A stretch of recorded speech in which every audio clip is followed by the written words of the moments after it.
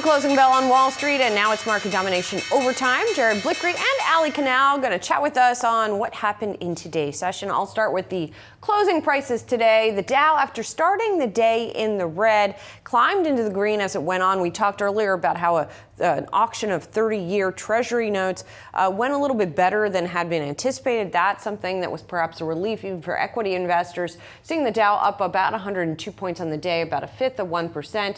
The S&P 500 up 0.4%, and the Nasdaq Composite up about 0.25%. We also got PPI this morning. So watching all of that equal a little bit of a gain in today's session. Jared's got a closer look. Yes, not a huge reaction today, but that's kind of been the way it's been over the last few weeks, and a nice rebound after yesterday's downside action. One thing I was looking at is the VIX, and let me just show you, that was up today, and I'm going to show you a 2-month chart with some candlesticks. Hard to see here in the lower right there, but up just barely, and that's unusual because equities, stocks were up as well. And so when there's a divergence like that, you want to pay a little bit of attention, but yesterday had been the lowest VIX price in about 4 months, so maybe it's just a technical rebound. If we take a look at the bond VIX, this is the ICE-BofA Move Index, that's settled at a multi-month low as well, and so that's kind of just an indication of that tranquility we are now seeing in the bond market. And thanks to that 30-year auction, I will go over the chart here.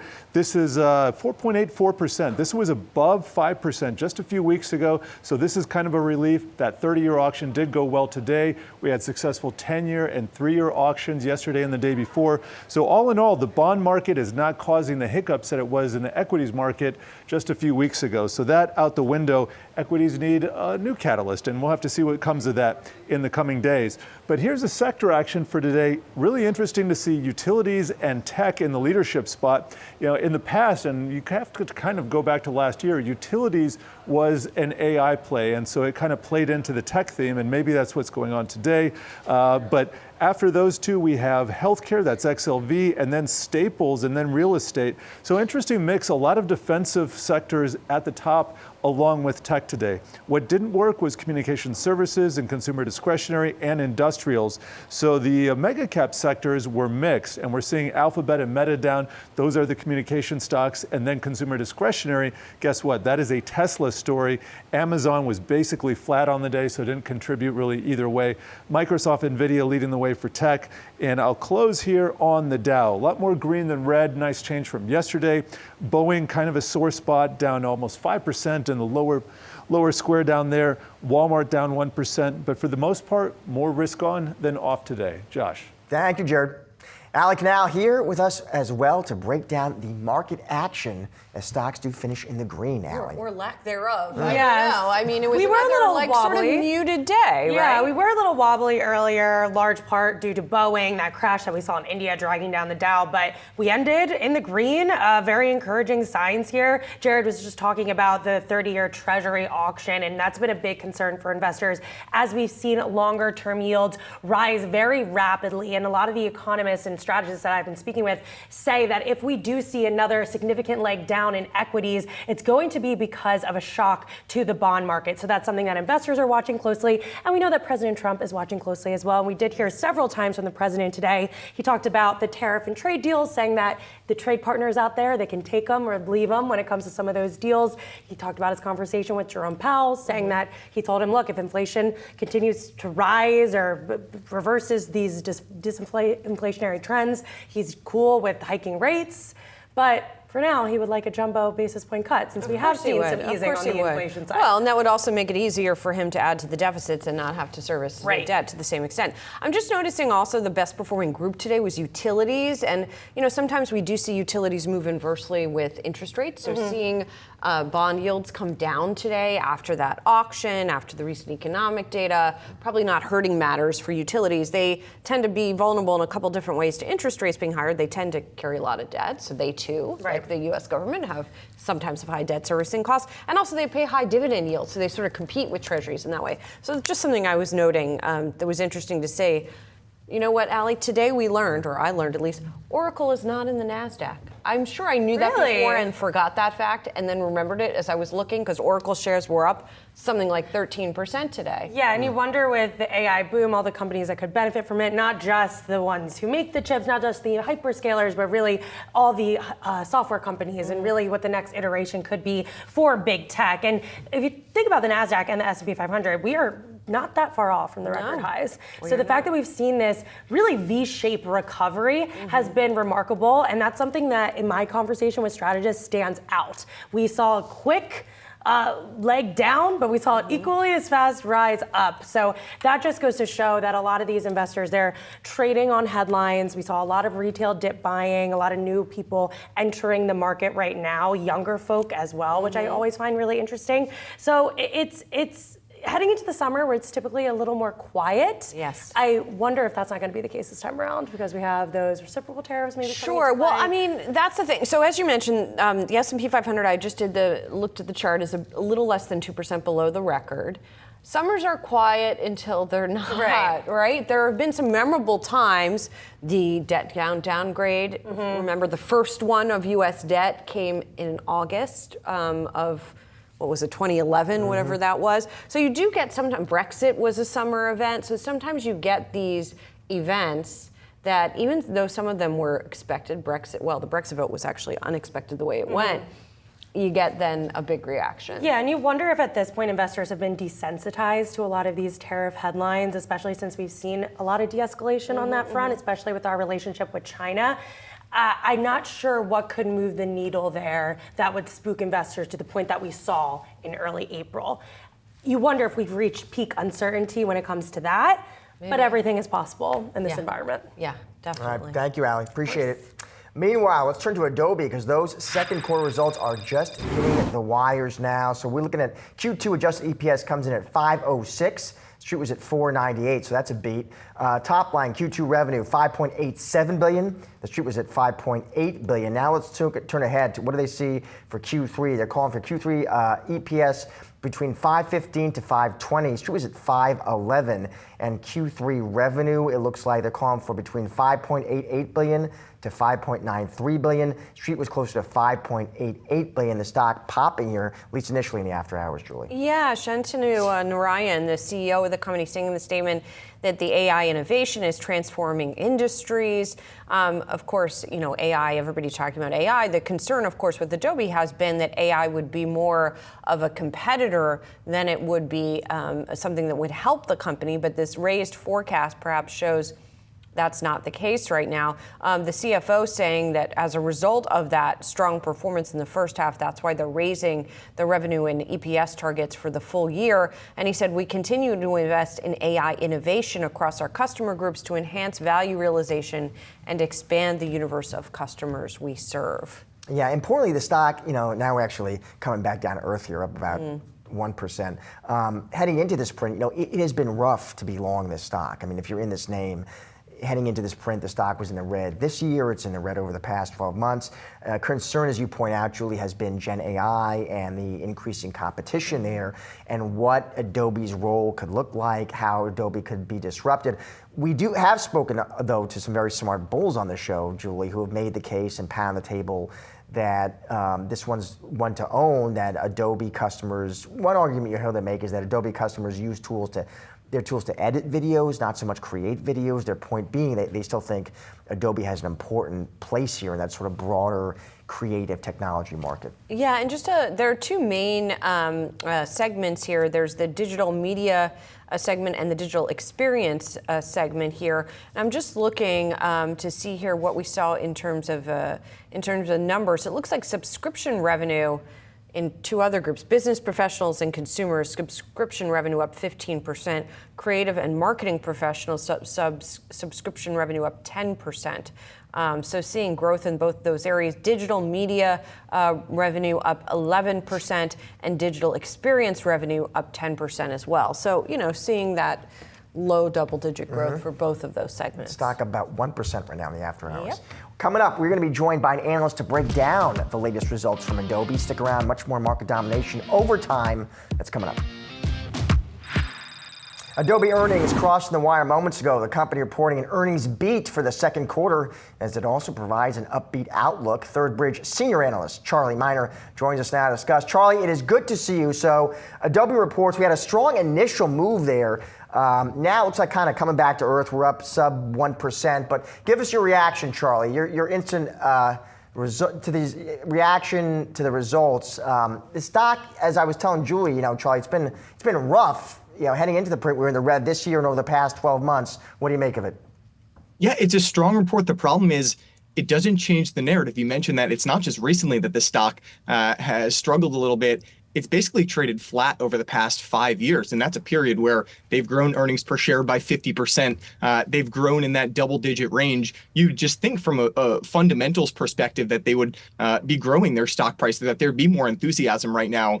The problem is the whole AI story, and the number a lot of people are focused on right now is that new AI book of revenue business that they started talking about last quarter.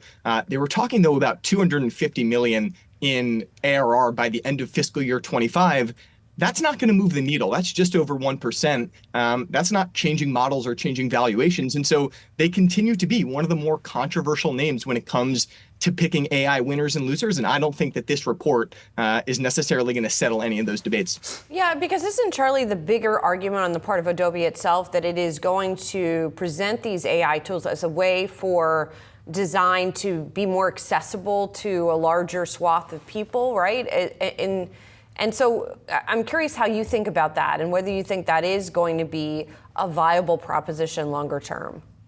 Yeah, I mean, that's certainly part of the debate of, hey, is this going to democratize the use of Adobe's tools and really expand their market of potential customers? Or does AI and how easy things are becoming to do reduce the size of the overall market? Are there going to be fewer creative professionals in the future? And that goes back to my point about this being a really controversial name right now. And when it comes to how they're positioned when it comes to AI, Adobe is going to argue if, hey, we are the platform. AI is more of a feature. So people who are already using us, already have workflows in Adobe, are going to be able to take advantage of all these different AI offerings that we have to really improve efficiency. And I've spoken with customers. The number is 20 to 30% right now in terms of the operational efficiencies that they're gaining.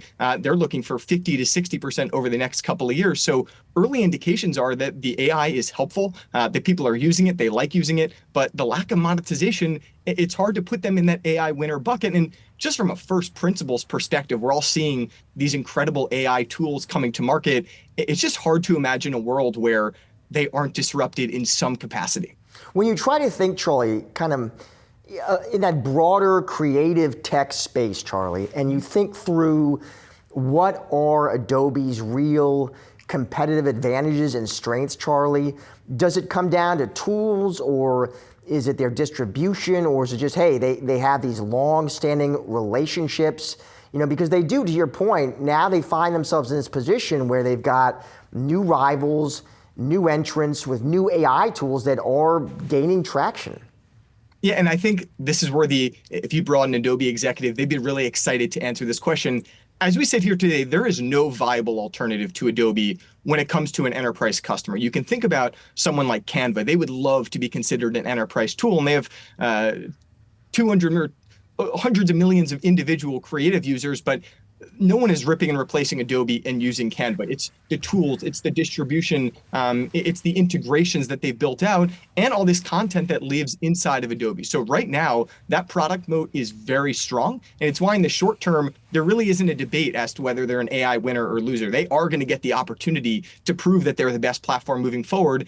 It's more that 3 to 5 year horizon of, hey, are they going to be able to maintain that lead? They've been the number one tool in this market for almost 30 years now.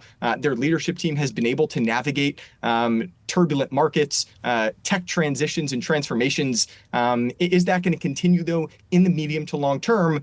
A lot of people are betting no, and that's why from a valuation perspective, they're trading 40% below right now their 5-year earnings multiple average. One other argument, Charlie, I've kind of heard about and read about, I'm interested to get your take, is you'll hear folks say, well, Adobe's products are different in a sense that they're trained on ethically sourced data, meaning they're properly licensed. Do you find that argument compelling? Is that another advantage? Absolutely. And it's not just Adobe. When you think about these entrenched enterprise players, Adobe, someone like Salesforce, these CIOs do not want to go out and just start testing random AI tools, because what all those AI tools want is access to your data. You can't use AI without data. And until we find trustworthy APIs and are confident that our consumer data and company data is going to be protected, people are going to default to Adobe. That is certainly, Josh, a really important consideration here. And one of the reasons why big tech is not being disrupted in the way that some people thought, or that software is dead. We have to pump the brakes on that a little bit, and that's a really important reason why. All right, Charlie, thanks so much. Appreciate it. Yeah, thanks for having me. Well, intensifying immigration raids this week have triggered protests across the country, particularly in cities like Los Angeles. That's where the National Guard was called in. And some companies, like Home Depot, are being caught in the crosshairs of President Trump's deportation efforts. For more, we want to bring in Yahoo Finance's Rick Newman, our political commentator, or I should say sort of crossroads of politics and economy commentator. Call me anything, Julie. Okay. I'll call you Rick. So Rick, we have seen sort of a change in tack from the administration, sort of the first wave focusing on immigrants who were in the U.S. illegally, who had also committed other crimes, right, to now doing more of a broad sweep of folks. They're going to Home Depot parking lots, right? And they're, this affects, as we've talked about with economists before, certain workforces in particular. Yeah. So what should we be watching? That's the thing I'm thinking about is the parts of the labor force. Migrant workers are a very important source of labor in construction. That's why this is happening at Home Depot, also in agriculture, retail, hospitality. So what's happening now is Trump's immigration policy is now starting to touch the informal workforce and the informal economy, if you will. And there's a lot of reason to pay close attention to this, because if you could just all at once take all the migrant workers out of the U.S. economy, you would have a massive problem. This is a big source of workers. Food would not get picked. Projects would not get completed, homes would not get built. So it's starting. I don't know what's going to happen, but if you look at why they're focusing on Home Depot, and of course Home Depot, like almost any company, they want nothing to do with the controversy. They try hard. Every company tries to stay as far away from this as they can. But a lot of contractors use Home Depot. Some of those contract workers shop at Home Depot for the stuff they need for projects. So the immigration authorities got the idea, let's go looking around at some Home Depots. And apparently they are actually going into some Home Depot outlets in places where they think they can find some of these people. There is actually a Reddit thread on people who work at Home Depot saying, what do you do if you think ICE is coming into your location? This is not going to happen at every Home Depot across the country. And I think if the Trump administration were smart, maybe they would stop going into like retail establishments and find some other way to hit their numbers. But it's a problem. Yeah, and it's a problem. I think we can think about this from a business and economic perspective on a number of different fronts. The Wall Street Journal had a story looking at retailers, not just like a Home Depot, but food establishments that maybe are seeing a drop in traffic because people are afraid to shop in them because they're afraid a raid is going to come in. So you have that kind of effect on publicly traded companies potentially. You have the effect on employment numbers, which may not be the same. Then maybe you have an effect on wages as well, as we're seeing this situation play out. So there are a lot of potential repercussions. So if I would guess that the strategy at the Trump administration, it has been reported that they want higher numbers. So if you just went to farms and fields where a lot of crops are picked, you would probably find tons of undocumented migrants. Do you want to do that? Do you want to take everybody out of a field? It would be easy pickings, pardon the pun. But do you want to do that, though? Aren't there some actual programs where people do come in seasonally, yes, that's legally, a different, right? Yeah, that's a different thing. But we know that all of these things are happening. Right. You could go to big construction sites and probably take half the workers off the job. Then what happens to the construction project? Do you really want to do that? So what I detect is the Trump administration is dabbling with this idea of let's interfere with business a little bit and see what happens. So if you're picking up 5 workers, 5 day laborers from a Home Depot parking lot, is that going to show up in, the GDP of Los Angeles? Probably not. But I'm trying to find contractors, and I'm just starting to do a lot of this reporting, talk to them and see, is this affecting your business yet? Do you have a backup plan? Can you get workers from someplace else? This is not to defend illegal immigration, but the fact is that these migrants are an important part of the labor force, and you can't just take them all out of the labor force without any problems. All right, we'll keep watching. Thank you, Rick. See you guys. Time now for what to watch Friday, June 13th. Starting off on the consumer, monthly consumer sentiment data for June. It's coming out in the morning. Economists forecasting that number to rise compared to May's reading to 53.6, signaling that consumers are feeling slightly more optimistic about the economy. But while the rise suggests more confidence in the consumer, the number is still hovering at what we know is historically low levels. Taking a look at the healthcare sector, Regeneron holding its annual shareholder meeting tomorrow. It's been a rough year for the industry. Regeneron, no exception, it's down nearly 30% so far this year. Investors will be looking out for any commentary on the company's recent agreement to acquire DNA testing company 23andMe. And finally, Apple wrapping up its Worldwide Developers Conference in California. The company announcing sweeping updates to each of its operating systems, including enhancements to its iPads and unveiling a new liquid glass redesign. That'll do it for today's Market Domination Overtime. Be sure to come back tomorrow at 3 p.m. Eastern for all of your coverage leading up to and after the closing bell. But don't go anywhere. On the other side of the break, it's asking for a trend. I've got you covered for the next half hour with the latest and greatest market-moving stories so you can get ahead of the themes affecting your money. Stay tuned.